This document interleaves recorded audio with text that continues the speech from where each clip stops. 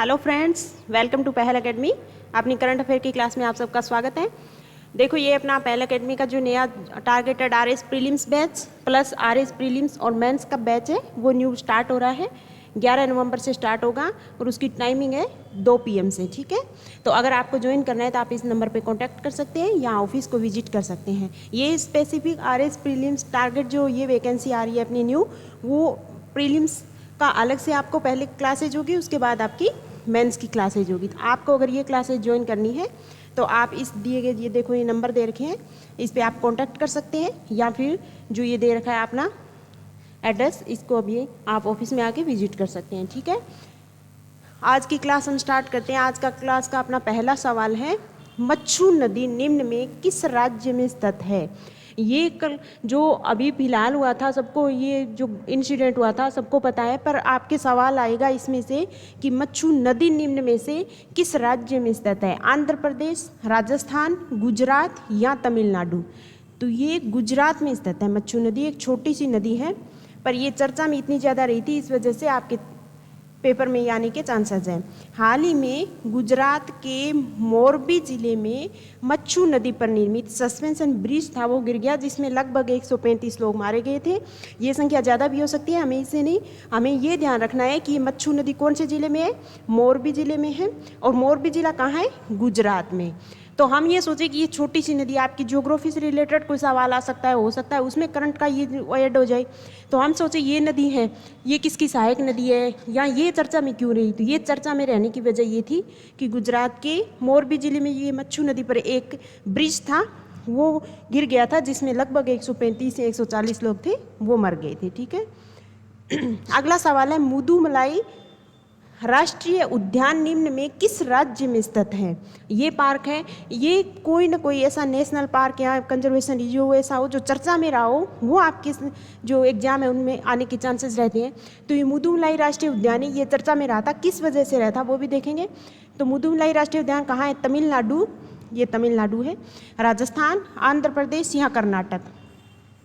तो इसका right answer होगा आपका तमिलनाडु। वैसे देखो, ये जो मुदुमलाई राष्ट्रीय उद्यान है, ये 3 राज्य है, कर्नाटक, केरल और तमिलनाडु। इनके जंक्शन पर तमिलनाडु के नीलगिरी जिले में स्थित है। अगर आपसे पूछ लिया जाए कि मुदुमलाई राष्ट्रीय उद्यान, वैसे तो है ये तमिलनाडु, कर्नाटक और केरला है, उसके जो ट्राई जंक्शन है उस पर है, और उसमें भी स्पेसिफिक इन लोगों ने बोल दिया कि जो नीलगिरी जिला है उसमें स्थित है। और ये नीलगिरी जिला कहाँ है, ये तमिलनाडु में है, तमिलनाडु में। अब ये सवाल आ जाए कि कहाँ पर है स्पेसिफिक, एक आपसे जिला राज्य पूछ ले, जब तो आप बता दोगे कि तमिलनाडु में है मुदुमलाई। पर अगर ये पूछ ले कि जैसे नीलगिरी नहीं है कि कर्नाटक, केरल, तमिलनाडु तीनों में फैली हुई है नीलगिरी श्रृंखला, वैसे ही कर्नाटक, केरल और तमिलनाडु, अगर 3 आपको राज्य दिए हुए है तो कर्नाटक, केरल और तमिलनाडु में फैला हुआ है ये कौन सा, अपना मुदुमलाई राष्ट्रीय उद्यान। क्लियर। अगला सवाल है, हाल ही में निम्न में से कौन सा संयुक्त सैन्य अभ्यास हुआ था। भारत, मोजाम्बिक और तंजानिया के बीच संपन्न हुआ है। 3 देशों का संयुक्त भारत के साथ हुआ था। हमको याद रखना है कि मोजाम्बिक और जो तंजानिया और भारत, इन तीनों देशों के बीच जो सैन्य अभ्यास हुआ था वो कौन सा था, दार एस सलाम, सागर समुद्र या शिवालिक। तो इसका राइट आंसर होगा दार एस सलाम। अब आपसे ये उल्टा भी ये भी पूछ सकते हैं कि दार एस सलाम जो ये संयुक्त सैन्य अभ्यास हुआ था वो किस किस के बीच हुआ था। तो भारत तो है ही इसमें, है ना। अब भारत के अलावा और कौन कौन से देश थे, तो आपको याद रखना है मोजाम्बिक प्लस तंजानिया। ठीक है, तो भारत, मोजाम्बिक और तंजानिया, इन तीनों की जो संयुक्त सैन्य अभ्यास हुआ था तीनों देशों के बीच, उसका नाम क्या था, दार एस सलाम, है ना। ये याद रखना। इस पैटर्न के सवाल या तो मिलान में आते हैं आपके, या फिर उस तरीके से भी आ सकते हैं कि सिंगल सवाल आ जाए। हाल ही में भारतीय नौसेना ने भारत, मोजाम्बिक, तंजानिया, नौसेना का है, नौसैन्य अभ्यास था ये, त्रिपक्षीय अभ्यास किया। IMT जो के पहले संस्करण में भाग लिया। भारत, मोजाम्बिक, तंजानिया की नौसेनाओं के बीच एक संयुक्त समुद्री अभ्यास हुआ, दारुल सलाम कह दो या दार एस सलाम कह दो, तंजानिया में शुरू हुआ था। तो इसकी शुरुआत हुई है तंजानिया से, पर पहला ही है, तो ये आपके पेपर में आ सकता है। दारुल सलाम किस किस के बीच, तो भारत, तंजानिया और मोजाम्बिक के बीच संयुक्त सैन्य अभ्यास। अगला सवाल, नव जीवन योजना का संबंध निम्न में से किससे है? बाल श्रम को रोकने हेतु, हथकड़ जो शराब में लिप्त परिवार है उनके उद्धार हेतु, राज्य में भिक्षावृत्ति रोकने हेतु और महिला अपराधों को नियंत्रित करने हेतु। नव जीवन योजना, इस पैटर्न के सवाल आरपीएससी पूछती है। कोई भी सरकार का इस तरीके का सवाल हो, इस तरीके की योजना हो जो एक बहुत बड़े वर्ग को ध्यान में रखकर चलाई गई हो, तो उस पैटर्न के सवाल आरपीएससी पूछती है आपसे। तो नव जीवन योजनाएं याद रख लो, जो हथकड़ शराब बनाते हैं ना, उसमें जो परिवार लिप्त रहते हैं, जो परिवार हथकड़ शराब बनाने में है ना लगे हुए हैं, उनके उत्थान के लिए सरकार ने शुरू की, अब की नहीं है, ये बहुत पुरानी योजना है, उसका नाम है नव जीवन योजना। यानी इसको जो हथकड़ शराब के व्यवसाय में जो लगे हुए हैं उनको रोक के उसको नया जीवन देना, है ना। तो इस वजह से ये नव जीवन अभियान शुरू किया गया है, हथकड़ शराब में लिप्त जो परिवार है उनके उद्धार हेतु। क्लियर। अगला है, कार्बन क्रेडिट की अवधारणा निम्न में किससे उत्पन्न हुई? ये अभी क्या कोप चल रहा है, अपना सबको पता है, 27वां कोप चल रहा है, और कहाँ शर्म एल शेख में चल रहा है, जो मिस्र में हो रहा है। तो ये जो छोटी छोटी अपना एनवायरनमेंट से रिलेटेड है ना, कार्बन क्रेडिट, कार्बन डेटिंग, तो ये हम सबको इसके बारे में पता होना चाहिए। तो कार्बन क्रेडिट की अवधारणा निम्न में किससे उत्पन्न हुई? पृथ्वी शिखर सम्मेलन रियो डी जेनेरियो में जो कोप हुआ था उसमें, या क्योटो प्रोटोकॉल में, या मॉन्ट्रियल प्रोटोकॉल में, या जीईपी शिखर सम्मेलन हेलीजेंदी में हुआ था? तो इसका राइट आंसर है अपना क्योटो प्रोटोकॉल। क्योटो प्रोटोकॉल हुआ था 2005 में, जो लागू हुआ था, उसमें ये कार्बन क्रेडिट है, इसकी अवधारणा आई थी। तो आपको ये याद रखना है। अब होता क्या है देखते हैं। कार्बन क्रेडिट, इसे कार्बन ऑफसेट के रूप में भी जाना जाता है।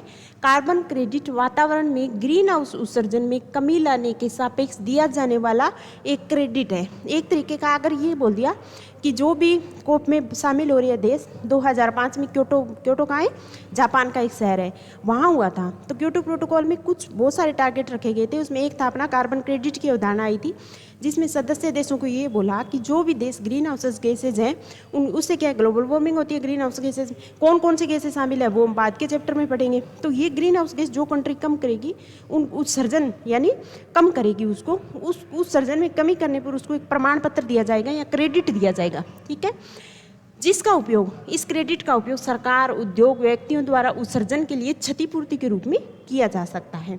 यानी उसको उत्सर्जन को कम करने के लिए क्षतिपूर्ति के रूप में इस जो क्रेडिट है इसका प्रयोग किया जा सकता है। तो ये है आपकी कार्बन क्रेडिट। अगर आपसे पूछ ले तो जो भी सदस्य वातावरण देश है, वो वातावरण में अगर ग्रीन हाउस उत्सर्जन में कमी करेगा तो उसको दिया जाने वाला एक क्रेडिट है, वो है अपना कार्बन क्रेडिट। अब निम्न में से कौन महात्मा गांधी राष्ट्रीय ग्रामीण रोजगार गारंटी अधिनियम से लाभान्वित होने के पात्र है? ये सवाल आपके देखो, मनरेगा हो गया, या इंदिरा गांधी शहरी गारंटी रोजगार योजना हो गई, ये बहुत चर्चा में रहने वाली योजना है, हर दिन रहती है। तो ये हम नहीं कह सकते कि ये करंट का अपना टॉपिक नहीं है, ये करंट का हमेशा रहता है ना।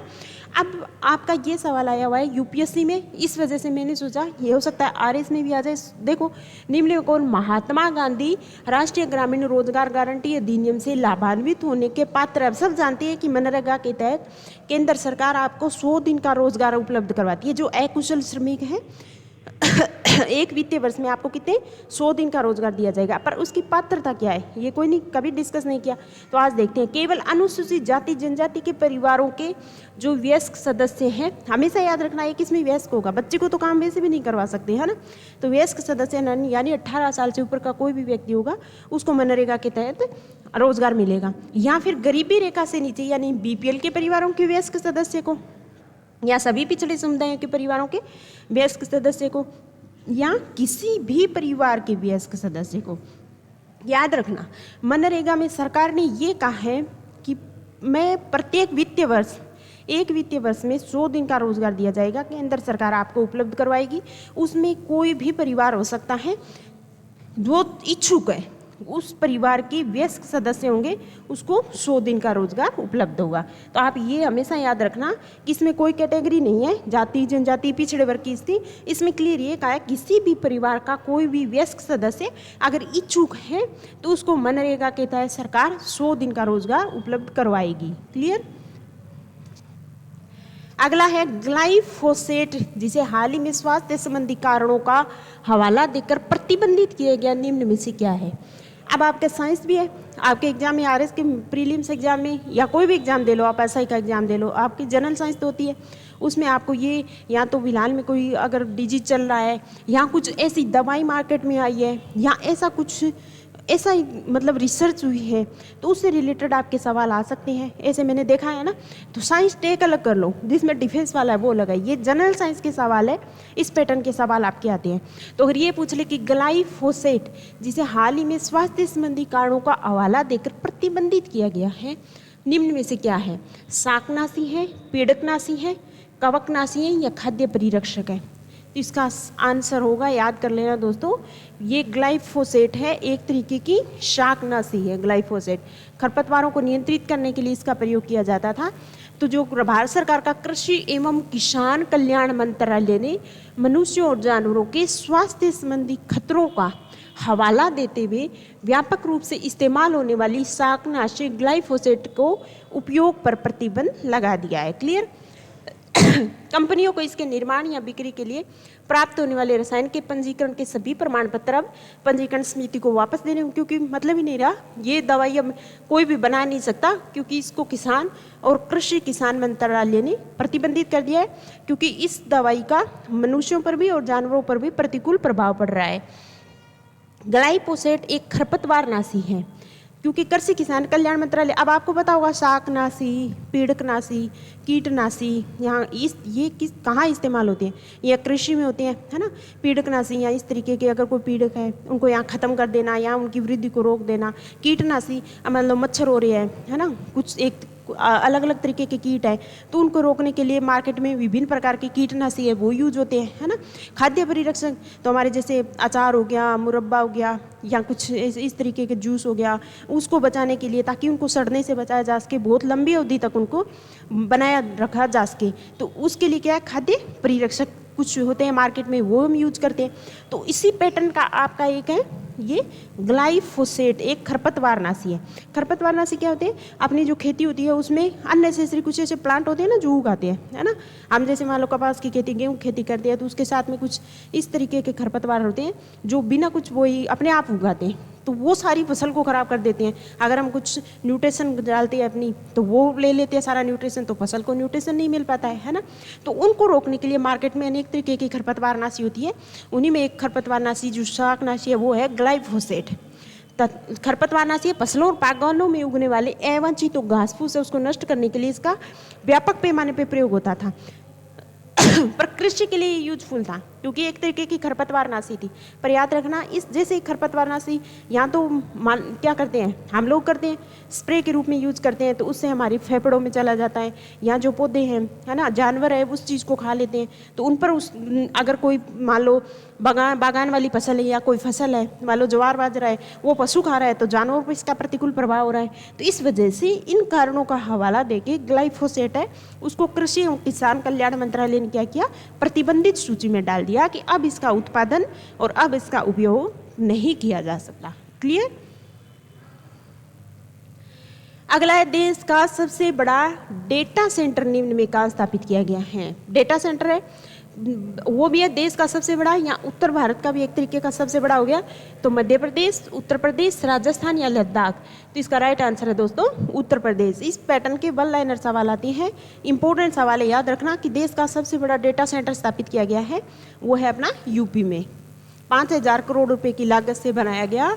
अब इसका नाम भी पूछ सकते हैं, मैंने सवाल बना दिया कि देश का सबसे बड़ा डेटा सेंटर बनाया गया है, वो निम्न में कहाँ बनाया गया है? तो हमने ये देख लिया कि यूपी में बनाया गया। अब उस डेटा सेंटर का कुछ नाम भी होगा, अगर ये कोई आपसे पूछ ले तो आप क्या बताओगे? 5,000 करोड़ रुपये, ये याद करने की जरूरत नहीं होती, लागत से बनाया गया योटा D1, देश का सबसे बड़ा और उत्तर प्रदेश का पहला अपने आप हो गया डेटा सेंटर होगा योटा D1, इसका नाम दिया है। यह data centre park greater Noida Uttar Pradesh में 3 लाख वर्ग फुट क्षेत्र में फैला हुआ है। याद करने की बिल्कुल जरूरत नहीं है आपको, बस याद रखना है एक तो सबसे बड़ा डेटा सेंटर बनाया गया देश का, वो कहाँ है? यूपी में है, उसका नाम है योटा D1। अगला सवाल क्या है, किसी राज्य के राज्यपाल को निम्न में से कौन सी विवेकाधीन शक्तियाँ प्राप्त हैं? राज्यपाल, याद रखना, पॉलिटी अगर आप पढ़ रहे हो, इंडियन पॉलिटी अगर आप पढ़ रहे हो, तो उसमें राज्यपाल एक ऐसा टॉपिक है जो हमेशा चर्चा में रहता है। तो वो सवाल उसमें से आते हैं आपके, है ना। चाहे आपकी स्टेट पॉलिटी की बात कर लो या आप इंडियन पॉलिटी की बात कर लो, तो राज्यपाल टॉपिक है वो बहुत ही चर्चा का विषय हमेशा रहता है। तो यहाँ पूछा गया है कि राज्यपाल को निम्न में कौन सी विवेकाधीन शक्तियाँ, विवेकाधीन क्या होती हैं, कुछ शक्तियाँ ऐसी है राज्यपाल के पास जो संविधान के थ्रू उसको प्राप्त है ना। कुछ शक्तियाँ ऐसी हैं जहाँ कुछ ऐसी सिचुएशन आ जाए तो राज्यपाल अपने विवेक का यूज करके वहाँ अपना स्टेप ले सकता है, वो होती है शक्तियाँ विवेकाधीन शक्तियाँ। ये शक्तियाँ राष्ट्रपति को भी प्राप्त होती हैं और राज्य में ये राज्यपाल को प्राप्त होती हैं।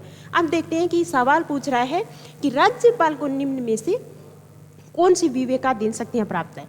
तो राष्ट्रपति शासन लगाने के लिए भारत के राष्ट्रपति को रिपोर्ट भेजना। अब राष्ट्रपति शासन कौन लगाता है, राज्यपाल लगाता है। ये विवेकाधीन शक्तियाँ इस क्योंकि 356 अनुच्छेद 356 में ये कहा गया है कि अगर ये देखे राज्यपाल को ये लगे कि कोई भी स्टेट है उसमें जो संवैधानिक तंत्र है वो यानी एक तरीके की सरकार है वो शासन करने में विफल हो रही है, संविधान के जो प्रावधान है उसके अनुसार नहीं चल रही है, तो वो राष्ट्रपति को एक लेटर भेजता है कि यहाँ की जो सरकार है वो फेल हो गई है, आप क्या है यहाँ अपना शासन स्थापित कीजिए, तो वो राष्ट्रपति शासन होता है। तो ये विवेकाधीन शक्तियाँ हैं क्या, देखेंगे। राष्ट्रपति शासन लगाने के लिए भारत के राष्ट्रपति को रिपोर्ट भेजना। दूसरा, मंत्रियों की नियुक्ति। तीसरा, राज्य विधानमंडल द्वारा पारित कुछ विधेयकों को भारत के राष्ट्रपति के विचारार्थ सुरक्षित रखना या राज्य सरकार के कामकाज के संचालन के लिए नियम बनाना। तो इसमें हम देखें केवल 1 और 2 यानी राष्ट्रपति शासन मंत्रियों की नियुक्ति है क्या विवेकाधीन, ठीक है। 1 और 3 यानी 1 और विधेयकों को भारत के राष्ट्रपति के लिए सुरक्षित रखना, और 2, 3, 4, 2, 3 और 4, ओके, और 1, 2, 3, 4 यानी सारे। तो इसमें होगा दोस्तों आपका खाली ये 1 और 3, नहीं ये नहीं 1 और 3 यानी राष्ट्रपति शासन लगाने के लिए भारत के राष्ट्रपति को रिपोर्ट भेजना, ये 1 हो गया आपका।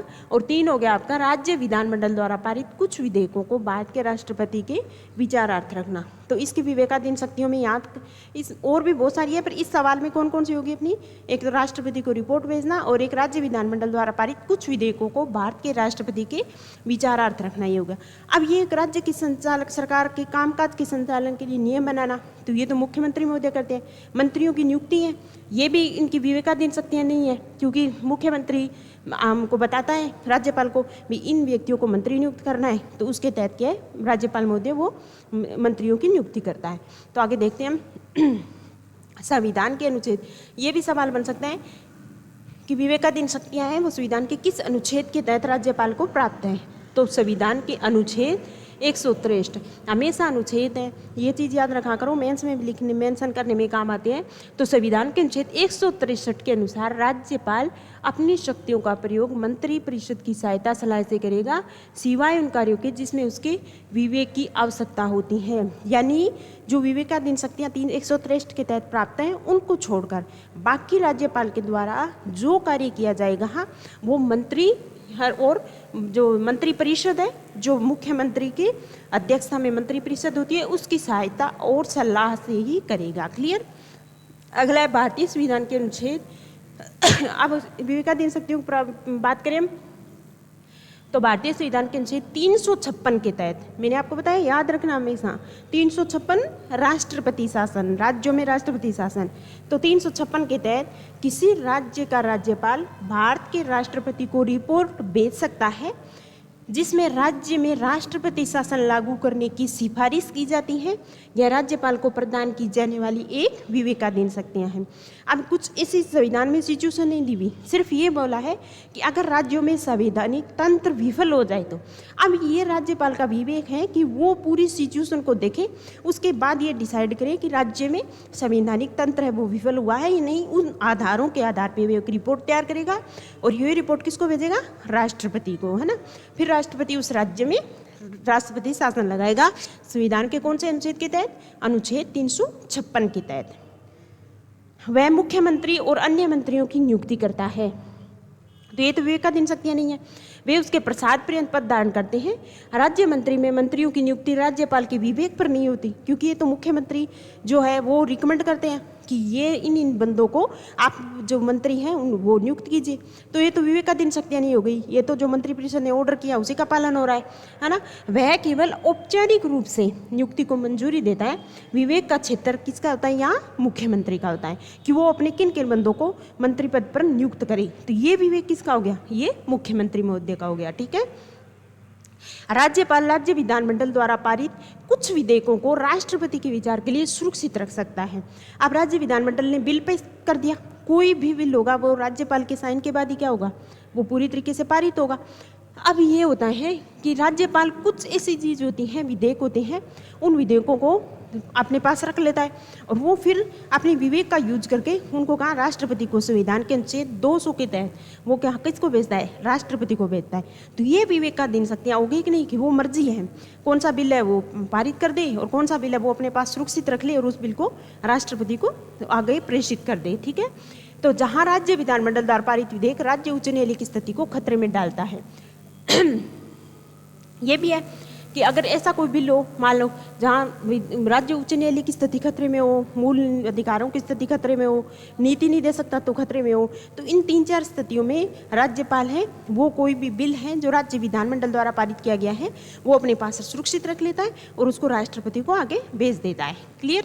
इसके अलावा राज्यपाल भी विधेयक को सुरक्षित रख सकता है, वो अपने पास भी सुरक्षित रख सकता है, वीटो पावर है वो, है ना, और वो राष्ट्रपति को भेजने के लिए भी सुरक्षित रख सकता है।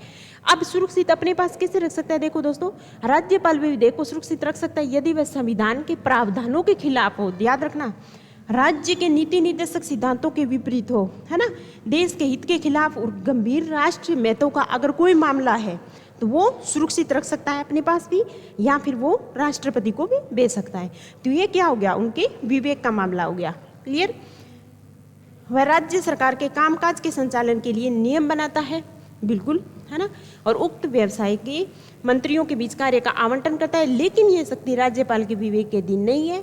वह मंत्री परिषद की सलाह पर यहाँ कार्य करता है कि राज्य संचालन के कामकाज के नियम कौन बनाता है, मुख्यमंत्री महोदय बनाते हैं, राज्यपाल को बोलते हैं। या फिर अगर विभागों का बंटवारा करना है तो ये किसका है, ये उनके विवेक नहीं है, ये मंत्री परिषद से सलाह लेगा, मंत्री परिषद जो सलाह देगी उस सलाह के आधार पर फिर क्या है, मंत्रियों में अनेक विभाग है उनका आवंटन किया जाता है। क्लियर। अगला है भारतीय संविधान का प्रथम संशोधन निम्न में से कब किया गया था। प्रथम संविधान संशोधन हुआ था, भारतीय संविधान जब लागू हुआ उसके बाद प्रथम संविधान संशोधन हुआ, वो हाल फिलहाल में चर्चा में है। तो आपसे सवाल ये पूछ सकते हैं कि भारतीय संविधान का प्रथम संशोधन निम्न में कब हुआ, 1951, 1975, 1978 या 1956। तो इसका राइट आंसर है 1951। भारतीय संविधान का प्रथम संविधान संशोधन कब हुआ, 1951। और इस संविधान संशोधन के तहत क्या किया गया दोस्तों, प्रथम अनुसूची भी जोड़ी गई, है ना, जो 9वीं अनुसूची थी वो भी जोड़ी गई, क्योंकि मूल संविधान में कितनी अनुसूचियां थी, 8 अनुसूची थी, 9वीं अनुसूची थी 1951 के तहत ही जोड़ी गई। चलो देखते हैं क्या क्या हुआ था प्रथम संशोधन। प्रथम संशोधन हुआ था 1951 में। ओके। प्रथम संशोधन अधिनियम ने अनुच्छेद 15, अनुच्छेद 19, अनुच्छेद 85, 87, 174, 76, 341, 342, 372, 376 में संशोधन किया। इतना संशोधन किए गए थे इसके तहत, है ना, कि प्रथम संविधान संशोधन के तहत जो संविधान मूल संविधान था उसमें संशोधन किया गया। संशोधन करने के, संविधान में संशोधन करने के तरीके दिए गए हैं। मूल संविधान में 2 ही तरीके दिए गए हैं, वो हम पॉलिटी की क्लास में डिस्कस करेंगे, यहाँ क्लास बहुत लंबी हो जाएगी। पर उस प्रथम संविधान जब हुआ, कब हुआ, 1951 में हुआ। इसके तहत जो भारतीय संविधान के कुछ अनुच्छेद थे, जैसे 15, 19, है ना, 85, 87 है, इनमें क्या है, संशोधन किया गया। अब चर्चा में क्यों वो देखते हैं। इसके अलावा भूमि सुधार इसमें शामिल अन्य कानूनों को न्यायिक समस्या से बचाने के लिए 9वीं अनुसूची जोड़ी गई। अब आपसे ये पूछ लिया जाए कि 9वीं अनुसूची संविधान के किस संशोधन के तहत जोड़ी गई थी, तो वो था अपना प्रथम संविधान संशोधन, क्योंकि 1951 में प्रथम संविधान संशोधन हुआ, जबकि मूल संविधान था उसमें कितनी अनुसूचियां थी, उसमें थी अपनी 8 अनुसूची। और जैसे ही प्रथम संविधान संशोधन हुआ उसमें एक और अनुसूची जोड़ दी, जो हुई अपनी 8 + 1 क्या हो गया, 9वीं अनुसूची।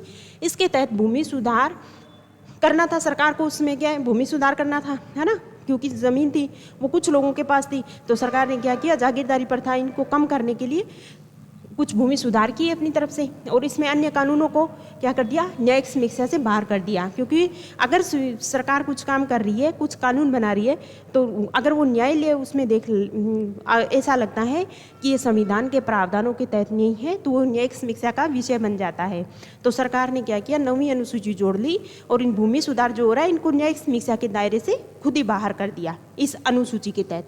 तो आपको ये भी पूछ सकते हैं कि 9वीं अनुसूची के तहत क्या किया, तो भूमि सुधार इससे संबंधित अन्य कानून थे उनको न्यायिक समीक्षा से बाहर रखा गया था। क्लियर। इसके बाद अनुच्छेद 31 आया।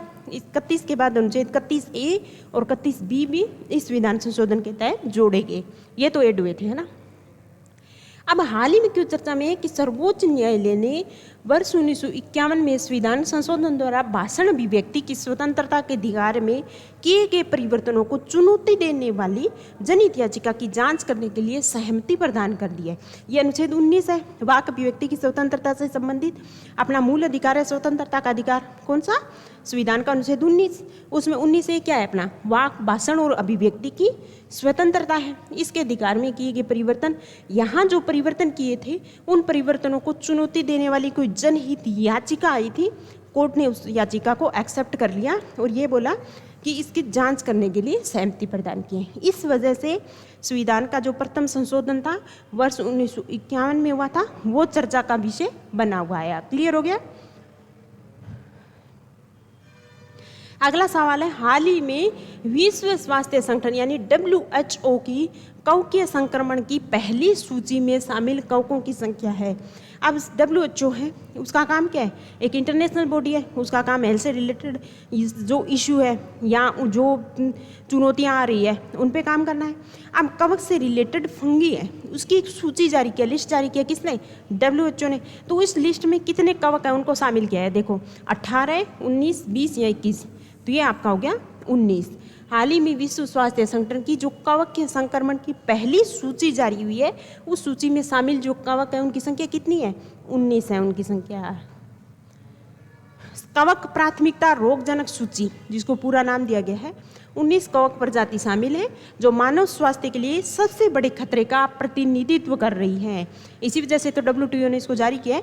सूची को बैक्टीरियल प्राथमिकता वाले रोगजनकों की सूची से प्राथमिकता दी जाती है, जिसे पहली बार WHO द्वारा 2017 में स्थापित किया गया था, जिसमें वैश्विक लक्ष्य और कार्रवाई पर समान ध्यान दिया जाता है। इसका मतलब क्या रहता है, सिंपल, कि WHO अपनी सूची जारी कर दी, कवक के संक्रमण सूची, जो मानव स्वास्थ्य के लिए ये फंगी है जो मानव हेल्थ के लिए बहुत ज़्यादा हानिकारक है। तो उस सूची के जरिए WHO जारी करके ये जताना चाह रहा है कि संबंधित जो भी सरकारें हैं वो इन पर अपनी जो लक्षित कार्रवाई है वो समान रूप से उस पर ध्यान दें और जो वैश्विक लक्ष्य है उनको हासिल किया जाए। अगला सवाल है, भारत अंतर्राष्ट्रीय क्रिकेट में समान वेतन लागू करने वाला कौन सा देश बना है? अभी तक जो अपना अंतर्राष्ट्रीय क्रिकेट में हो रहा है, एक तो होता है अपना पुरुष क्रिकेट टीम है, एक होती है अपनी महिला क्रिकेट टीम। अब पुरुष क्रिकेट टीम है उसको जो वेतन या अन्य जो भी चीज़ें हैं, अगर किसी ने एक दिवसीय या क्रिकेट मैच या फिर टेस्ट सीरीज जीत ली तो उसके लिए अलग से उनको वेतन मिलता है, जबकि महिला खिलाड़ी है उनको वेतन मिलता है कम। तो इस क्षेत्र में भारत ने काम किया है। भारत, ये तो याद रखना, भारत है अंतर्राष्ट्रीय क्रिकेट में समान वेतन लागू करने वाला अब कौन सा देश बना है? भारत ने तो ये भी हाल फिलहाल लागू किया है, पर इससे पहले भी एक और देश था जिसने ये लागू किया था। तो ये पहला देश है, दूसरा है, तीसरा या चौथा? तो इसका राइट आंसर है दूसरा देश है। पहला देश जो इस तरीके का काम किया था वो था अपना न्यूजीलैंड, जो अंतर्राष्ट्रीय क्रिकेट में सम्मान वेतन लागू करने वाला। अगर ये बोले कि विश्व में पहला अगर देश कौन सा है तो वो तो होगा अपना न्यूजीलैंड, और भारत को अगर बोल दें अंतर्राष्ट्रीय क्रिकेट में सम्मान वेतन लागू करने वाला देश है तो वो होगा दूसरा। अगला सवाल, निम्न में कौन दुनिया के देशों को global gender gap index ranking प्रदान करता है? Global gender gap index report आती है, वो कौन सी अंतर्राष्ट्रीय संस्था है वो जारी करती है? वर्ल्ड इकोनॉमिक फोरम है ना, संयुक्त राष्ट्र मानवाधिकार परिषद, संयुक्त राष्ट्र महिला संघ या विश्व स्वास्थ्य संगठन? तो इसका राइट आंसर होगा वर्ल्ड इकोनॉमिक फोरम है, WEF बोलते हैं जिसको, वो global gender gap index report है वो जारी करती है। इसमें देखते हैं भारत का कौन सा स्थान है। ग्लोबल जेंडर जो gap report world economic forum द्वारा प्रकाशित की जाती है, रिपोर्ट का जेंडर गैप इंडेक्स जिसमें लैंगिक समान जो रैंकिंग है वो देशों को प्रदान की जाती है। लैंगिक समानता की स्थिति क्या है, इसके पूरे 4 जो होते हैं मानक होते हैं, उन मानकों के आधार पे एक तो स्वास्थ्य क्षेत्र में देखा जाता है कि किसी देश में महिलाएं उनकी स्थिति क्या है, शिक्षा क्षेत्र या अर्थव्यवस्था या राजनीति, इसमें महिलाओं पुरुषों के बीच कितना का अंतराल है वो देखा जाता है। ग्लोबल जेंडर गैप रिपोर्ट 2022 की अगर बात करें तो इसमें भारत को टोटल देश थे 146, उसमें भारत को स्थान कितना मिला, 135वां स्थान। तो सीधा सिंपल सवाल भी ये भी सवाल आ सकता है कि जो ग्लोबल जेंडर गैप रिपोर्ट है वो निम्न में से किस अंतर्राष्ट्रीय संस्था द्वारा जारी की जाती है, तो आप बता देना वर्ल्ड इकोनॉमिक फोरम के द्वारा। और इसमें भारत 2000 जो ग्लोबल जेंडर गैप रिपोर्ट 2022 है उसमें भारत का स्थान कौन सा है, तो वो है 135वां स्थान। क्लियर। इसमें 4 मानक हैं, स्वास्थ्य, शिक्षा, अर्थव्यवस्था और राजनीति। इसमें महिलाओं की भागीदारी कितनी है या पुरुष और महिलाओं के बीच गैप कितना है, उस गैप के आधार पे ये जो रिपोर्ट है ये तैयार की जाती है। अगला है रुपये की परिवर्तनीयता से क्या तात्पर्य है। सिंपल वन लाइनर सवाल है। रुपये के नोटों के बदले सोना प्राप्त करना, तो रुपये की परिवर्तनीयता होगी, या रुपये के मूल्य को बाजार की शक्तियों द्वारा निर्धारित होने देना, या फिर सी आपका रुपये को अन्य मुद्राओं में और अन्य मुद्राओं को रुपये में परिवर्तित करने की स्वतंत्र रूप से अनुज्ञा प्रदान करना, या भारत में मुद्राओं के लिए अंतर्राष्ट्रीय बाजार विकसित करना। तो रुपये की परिवर्तनीयता का मतलब है कि रुपये को अन्य मुद्राओं में, है ना, जैसे डॉलर हो गया या अन्य जो भी अंतर्राष्ट्रीय मार्केट है, पाउंड है, येन है ना, उस अन्य मुद्राओं में या अन्य मुद्राओं को रुपये में जो परिवर्तित करने की स्वतंत्र रूप से अनुज्ञा है वही कहलाती है अपनी रुपये की परिवर्तनीयता। क्लियर। हाल ही में ये चर्चा में क्यों रहा कि भारतीय रिजर्व बैंक है, आरबीआई करता है ये काम, तो आरबीआई की जो अपना सेंट्रल बैंक है, तो आरबीआई के डिप्टी गवर्नर ने रुपये के अंतर्राष्ट्रीयकरण के लाभ और क्या क्या, इसे अगर रुपये की परिवर्तनीयता करेंगे तो उससे क्या क्या लाभ होंगे और क्या कौन कौन सी जोखिम है उनको रेखांकित किया था। तो इस वजह से ये जो टर्म्स है इकोनॉमी में हमेशा याद रखना, कुछ ऐसे टर्म्स होते हैं जिस पे फोकस करने की ज़रूरत होती है। अगर हम देखें कि आरबीआई के गवर्नर ने आज कुछ किया है, बात बोली है, तो उसमें एक टर्म आ गया अपना रुपये की परिवर्तनीयता, है ना। तो अब रुपये की परिवर्तनीयता का मतलब क्या है ये आपको समझ में होना चाहिए। तो ये आरबीआई गवर्नर ने ये रेखांकित किया कि अंतर्राष्ट्रीयकरण अगर कर दिया गया, यानी रुपये की परिवर्तनीयता यानी अन्य मुद्राओं में रुपये की अन्य मुद्राओं में परिवर्तनीयता है, तो उससे क्या क्या लाभ होंगे, क्या क्या जोखिम होंगे। ये प्रक्रिया मैंने बता दी जिसके अंतर्गत सीमा पार लेन देन में स्थानीय मुद्रा है उसके उपयोग को बढ़ावा देना शामिल है। जुलाई 2022 में आरबीआई ने रुपये में अंतर्राष्ट्रीय व्यापार की जो प्रोत्साहन प्रणाली है उसको शुरुआत की थी जुलाई 2022 में। क्लियर। अगला सवाल, भारत में सबसे पहले किस राजवंश ने अपने सिक्कों पर देवी लक्ष्मी के चित्र का उपयोग किया था। वे तो ये बेस से तो है हिस्ट्री का सवाल, पर अब चर्चा में रहा है फिर से तो आपका आ सकता है। तो भारत में सबसे पहले किस राजवंश ने अपने सिक्कों पर देवी लक्ष्मी के चित्र का उपयोग किया। इंद यवन शासकों ने, या सातवाहन, या फिर कुषाण, या गुप्तकाल। तो इसका राइट आंसर है कुषाण। भारत में सबसे पहले अगर सिक्कों पर देवी लक्ष्मी का चित्रांकन किया था तो वो राजवंश था अपना कुषाण, है ना। ये हाल फिलहाल में चर्चा में रहा कि 3री शताब्दी ईस्वी तक शासन करने वाले कुषाणों ने सबसे पहले अपने सिक्कों पर देवी लक्ष्मी के चित्र का उपयोग किया था। तो ये अपना क्लियर हो गया। हाल ही में दिल्ली एनसीआर की जो सरकार है उसने भारत के प्रधानमंत्री से नोटों मुद्राओं पर देवी लक्ष्मी और भगवान गणेश है इसके चित्र छापने का अनुरोध किया था। तो इस वजह से ये चर्चा में रहा। तो हमको क्या याद रखना है कि देवी लक्ष्मी का सबसे पहले सिक्कों पर चित्रांकन किस राजवंश ने किया था, तो वो किया था 3री शताब्दी में किया था। और कुषाण वंश के शासक है उन्होंने सिक्कों पर सबसे पहले लक्ष्मी का चित्र उसका उपयोग किया था। हाल ही में किस देश की संसद में महिलाओं का प्रतिनिधित्व 50% से अधिक हुआ है, तो वो भारत में बिल्कुल नहीं, न्यूजीलैंड, संयुक्त राज्य अमेरिका या बांग्लादेश। तो इसका राइट आंसर है न्यूजीलैंड। न्यूजीलैंड की संसद है उसमें महिलाओं का प्रतिनिधित्व है वो 50% से ज़्यादा हो गया है हाल ही में। तो ये सवाल आपके आने लायक सवाल है, ध्यान रखना इसमें। हाल ही में न्यूजीलैंड में संसद में महिलाओं का प्रतिनिधित्व 50% का आंकड़ा पार कर गया है। अन्य देश और है कुछ जो ये 50% से ज़्यादा जिनका प्रतिनिधित्व है वो कौन कौन से हैं। एक तो है क्यूबा, है ना, एक है मैक्सिको, एक है निकारागुआ और एक रवांडा। संयुक्त अरब अमीरात ये देश हैं जो पहले से जिसका प्रतिनिधित्व है 50% से ज़्यादा है।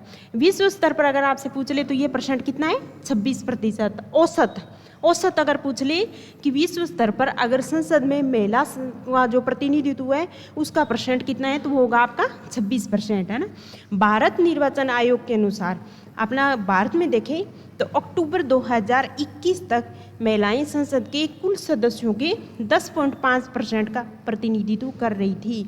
इसका सीधा सा मतलब है कि भारत में अगर विश्व स्तर पर देखें तो परसेंट कितना है, 26%, और भारत में अगर ये बोल दें कि महिलाओं का प्रतिनिधित्व संसद में कितना है, तो टोटल कितना होगा अपना 10.5 कर लो, यहाँ लगभग 11%। अब वो आ जाए 10.5 अगर आपके नहीं दिया हो तो लगभग आप बता देना कि 11% है जो महिलाएं सांसद है अपनी संसद में, है ना।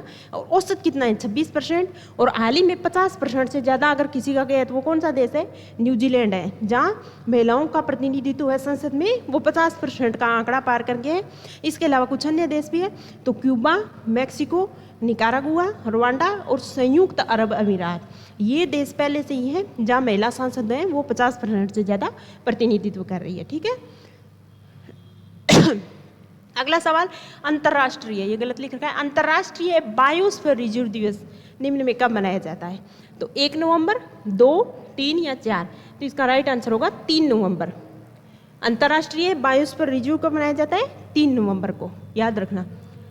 अब देखते हैं कौन बनाता है इसको। बायोस्फीयर रिजर्व होता क्या है, BR, यूनेस्को द्वारा प्राकृतिक और सांस्कृतिक परिदृश्यों के सांकेतिक भागों के लिए दिया गया एक अंतर्राष्ट्रीय पदनाम है। बायोस्फीयर रिजर्व कौन घोषित करता है, सबसे पहले तो आपको संस्था का नाम याद होना चाहिए। वो संस्था कौन है, वो है यूनेस्को, है ना। यूनेस्को के द्वारा दिया जाता है ये, और जो स्थलीय या तटीय समुद्री पारिस्थितिकी तंत्रों के बड़े क्षेत्रों या दोनों के संयोजन को शामिल करता है। याद रखना दोस्तों, बायोस्फीयर रिजर्व है, जरूरी नहीं प्राकृतिक दृश्यों को दे, कुछ ऐसे अगर यूनेस्को को लगे कि कुछ ऐसे कल्चरल साइट भी है तो उनको संरक्षित करने के लिए भी यूनेस्को के द्वारा बायोस्फीयर रिजर्व है वो घोषित किया जा सकता है। क्लियर। अब ये भारत में वर्तमान में कितने हैं, 18 अधिसूचित बायोस्फीयर रिजर्व है। कितने, 18 है।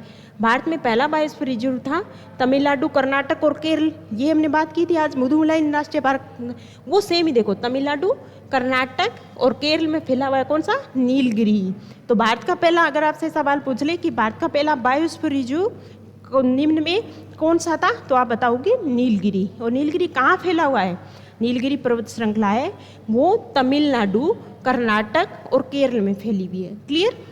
और अभी फिलहाल कितने हैं, 18 अधिसूचित बायोस्फीयर रिजर्व है। बायोस्फीयर रिजर्व है कौन घोषित करता है, यूनेस्को करता है, जो आपके प्राकृतिक भी हो सकते हैं और आपके कुछ कल्चरल साइट है वो भी हो सकते हैं। सबसे बड़ा बायोस्फीयर रिजर्व कच्छ गुजरात की खाड़ी है, और सबसे छोटा जो डिब्रू सेखोवा है जो असम में स्थित है वो है। तो याद रखना सबसे छोटा कौन सा है, डिब्रू सेखोवा जो असम में है, और सबसे बड़ा है अपना कच्छ गुजरात का। अगला सवाल है स्वदेशी रूप से विकसित GESC, जो ये कमेटी है एक जेनेटिक इंजीनियरिंग कमेटी है एक, वो उसके द्वारा GEC द्वारा पर्यावरण उपयोग के लिए अनुमोदित पहली खाद्य फसल निम्न में से कौन सी है। GEC है जेनेटिक इंजीनियरिंग अप्रूवल कमेटी है एक, नई दिल्ली में इसका मुख्यालय। उसके द्वारा जो फसलें होती हैं, जो उसको GM फसलों या जेनेटिकली मॉडिफाइड फसलें हैं, उनको अनुमति प्रदान की जाने वाली सर्वोच्च संस्था है GEC। अभी तक जो बीटी कॉटन है उसके लिए अनुमति दी गई थी, जब भी हम क्या व्यावसायिक स्तर पर यानी खेतों में फसल है जो बीटी कपास है उसका उत्पादन करते हैं। अभी हाल ही में एक ऐसी खाद्यान्न फसल आई है, ये सवाल वेरी इंपॉर्टेंट सवाल है आपके लिए, आ सकता है एग्जाम में। तो GEC ने अभी अप्रूवल दिया है, कौन सी ऐसी फसल है जो खाद्य फसल है, जैसे बीटी कपास पहले से थी पर वो एक व्यावसायिक फसल है उसको खा नहीं सकते हम, पर कौन सी ऐसी खाद्य फसल है जिसको अनुमोदन दिया है। अगर कोई आपसे ये पूछ ले तो GM बाजरा, GM सरसों, GM गेहूं या चावल। तो याद रखना दोस्तों ये सवाल वेरी इंपॉर्टेंट सवाल है। अभी जेनेटिकली मॉडिफाइड सरसों की फसल है मस्टर्ड के लिए, GM मस्टर्ड, उसको दिया गया है GEC के द्वारा अप्रूवल दिया गया है, जो भारत की पहली स्वदेशी रूप से विकसित पहली खाद्य फसल होगी। इससे क्या होगा, एक तो सरसों के पैदावार में 30% तक की औसत वृद्धि होगी, क्योंकि ये बोलते हैं कि वो जेनेटिकली मॉडिफाइड जो फसल होती हैं उसमें कीटनाशक का उनका कम प्रयोग किया जाता है ना, कम प्रयोग किया जाएगा। उसके जो उत्पादन है वो बहुत ज़्यादा होता है उसमें, जब क्या है ना 30% से ज़्यादा की औसत वृद्धि हो गई, और आयात लागत है उसमें कमी आएगी, क्योंकि ये लागत हम करेंगे नहीं। यहाँ अगर ज़्यादा उत्पादन हो रहा है तो हम बाहर से लाने की ज़रूरत नहीं पड़ेगी। जबकि हम क्या है, सोयाबीन है, इनका जो सूरजमुखी है, इनका तेल है, वो कहाँ से लाते हैं हम। यहाँ प्रोडक्शन कम होगा तो कहाँ से लाना पड़ेगा, हम बाहर से लाना पड़ेगा। बाहर से लाना पड़ेगा तो हमारा आयात होगा, है ना। तो आयात होगा ज़्यादा अगर, तो उससे क्या है, लागत ज़्यादा लगेगी, है ना। तो राजस्व है वो सारा कहाँ जाएगा, अपना उस तेल को खरीदने में जाएगा। तो इसके लागत में क्या है, एक तरीके की लागत में तो होगी कमी, और आयात लागत है उसमें कमी हो जाएगी। प्रोडक्शन होगा वो 30% से ज़्यादा बढ़ेगा। कीटनाशकों के प्रयोग में अपने आप कमी हो जाएगी, क्योंकि वो जो जेनेटिकली मॉडिफाइड जो बीज होता है वो इस तरीके का होता है कि जो कीटनाशक है वो उसमें बहुत ही कम लगते हैं। तो अगर आएंगे नहीं कीड़े मकोड़े, तो कीटनाशकों का प्रयोग हम करते किस वजह से, अगर कीड़े मकोड़े हमारी फसल को खराब कर रहे हैं जब भी करते हैं। अगर वो ज़रूरत ही नहीं होगी तो इसके प्रयोग में कमी आएगी। खाद्यान्न सुरक्षा में आत्मनिर्भरता, क्योंकि ज़्यादा प्रोडक्शन होगा तो तेल है वो बाहर से आयात नहीं करना पड़ेगा, ज़्यादा से ज़्यादा जनता तक पहुंचा पाएंगे। तो इसमें एक तरीके से अपनी खाद्यान्न सुरक्षा है उसमें भी आत्मनिर्भरता आएगी। क्लियर। अगला, आर्थिक रूप से पिछड़े लोगों को शिक्षण संस्थाओं सरकारी नौकरियों में 10% आरक्षण देने वाला संविधान संशोधन निम्न में कौन सा है। सबको पता है, पर आरएस में इस पैटर्न के सवाल बहुत आते हैं। 100वां संविधान संशोधन आ गया है, 101, 2, 3 सब आ गया है। तो आप याद रखना 100वां और 101वां, 102वां, 103वां सब इंपॉर्टेंट है। पर ये जो EWS है उसको 10% जो आरक्षण की बात की गई है वो कौन सा संविधान संशोधन है अपना। तो आज की तारीख में बता रही हूँ, याद रखना 103वां संविधान संशोधन है। ये फिर से चर्चा में इस वजह से रहा क्योंकि सुप्रीम कोर्ट ने इसको बिल्कुल वैध माना है। तो 103वां संविधान संशोधन याद रखना कि आर्थिक रूप से जो पिछड़े लोग हैं EWS है उनको शिक्षण संस्थान और सरकारी नौकरियों में 10% आरक्षण देने से संबंधित जो संविधान संशोधन है वो है अपना 103वां संविधान संशोधन। अगला है नेट जीरो उत्सर्जन। ये निम्न में से क्या है। ग्रीन हाउस गैसों के उत्सर्जन को शून्य करना, कार्बन उत्सर्जन को शून्य करना, वनों की कटाई को कम करना, या वाहनों से निकलने वाली धुएं को कम करना। तो नेट जीरो उत्सर्जन, नेट जीरो मतलब बिल्कुल शून्य कर देंगे हम उस चीज़ को। तो किसको, ग्रीन हाउस गैसों के उत्सर्जन को शून्य करना है, वो कहलाता है आपका नेट जीरो उत्सर्जन। ये भी कोप के थ्रू आया था, जो ग्लासगो में कोप हुई थी, कोप 26 हुई थी, उसमें अवधारणा सम्मेलन में भारत ने ये बोला था कि 2070 तक नेट जीरो उत्सर्जन हासिल करने का लक्ष्य निर्धारित किया था। तो आप इसे ये भी पूछ सकते हैं कि भारत ने नेट जीरो उत्सर्जन है उसको करने का लक्ष्य कब तक निर्धारित किया था, तो 2070 तक निर्धारित किया है। अब क्या होता है ये देखो, संयुक्त राष्ट्र की परिभाषा के मुताबिक नेट जीरो का मतलब है ग्रीन हाउस गैस है उसके उत्सर्जन को शून्य के बिल्कुल करीब ले जाना। कोई भी देश नेट जीरो उत्सर्जन तब हासिल कर सकता है, इसका मतलब ये हुआ कि ग्रीन हाउस गैस जो उत्सर्जन कर रहे हैं उससे ग्लोबल वार्मिंग होती है, पहले भी हम डिस्कस कर चुके हैं। तो उनके उत्सर्जन को बिल्कुल शून्य के करीब ले जाना, इसका मतलब ये रहता है। और कोई भी देश नेट जीरो उत्सर्जन तब हासिल कर सकता है जब वो पर्यावरण में सिर्फ उतना ही उत्सर्जन करे जितना कि वो सोख लेता है, जिससे क्या बराबर हो जाती है जितना उत्सर्जन किया उतने ही इस तरीके के उपाय किए कि उस उत्सर्जन जो भी ग्रीन हाउस गैसों का उत्सर्जन किया उसको वापस सोख लिया, तो वो क्या हो गया अपना उत्सर्जन, नेट जीरो उत्सर्जन हो गया। याद रखना, संयुक्त राष्ट्र की परिभाषा कोप 26 हुआ था, जो कहाँ हुआ था, ग्लासगो में हुआ था। उसमें भारत ने ये बोला था कि हम 2070 तक इस स्थिति है यानी नेट जीरो को है उत्सर्जन है उसको हम प्राप्त कर लेंगे। क्लियर। चलो दोस्तों, आज की क्लास में इतना ही अपनी करंट अफेयर की क्लास में। आई होप आपको ये क्लासें बहुत पसंद आ रही है। अगर ये क्लासेस पसंद आ रही है तो आप इनको लाइक भी कर सकते हैं और शेयर भी कर सकते हैं। इसके अलावा ये देखो अपना ऑफलाइन और ऑनलाइन दोनों अपना जो टारगेटेड प्री प्लस मेंस का जो बैच है, न्यू बैच है, वो स्टार्ट हो रहा है 11 नवंबर से 2 PM है। और RS प्री की मेंस की और प्री की जो टेस्ट सीरीज़ है वो भी संडे टू संडे अपनी कंटिन्यू चल रही है। तो अगर आपको ज्वाइन करना है इसको तो आप इस नंबर पे कांटेक्ट कर सकते हो। और ये अपना ऐप है, प्ले स्टोर से ये ऐप है, ये अभी आप डाउनलोड कर सकते हो। आज की क्लास में इतना ही, अगले मंगलवार को फिर मिलते हैं एक नई क्लास के साथ। Thank you so much.